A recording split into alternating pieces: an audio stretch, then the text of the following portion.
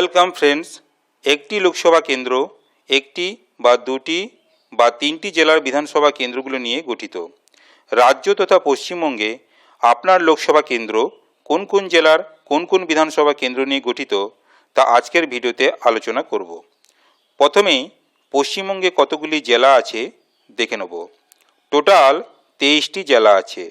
আজকে আমরা যে লোকসভা কেন্দ্রটি নিয়ে আলোচনা করব সেটি হলো যাদবপুর লোকসভা কেন্দ্র।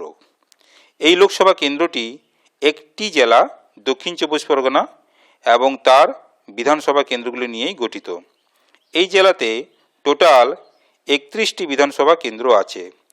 তার মধ্যে বারুইপুর পূর্ব, বারুইপুর পশ্চিম, সোনারপুর দক্ষিণ, ভাঙড়, যাদবপুর, সোনারপুর উত্তর এবং টালিগঞ্জ, এই 7টি বিধানসভা কেন্দ্র নিয়ে যাদবপুর লোকসভা কেন্দ্রটি গঠিত।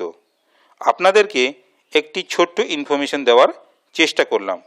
ভিডিওটি ভালো লাগলে শেয়ার করবেন। আপনারা ভালো থাকবেন, সুস্থ থাকবেন। ধন্যবাদ।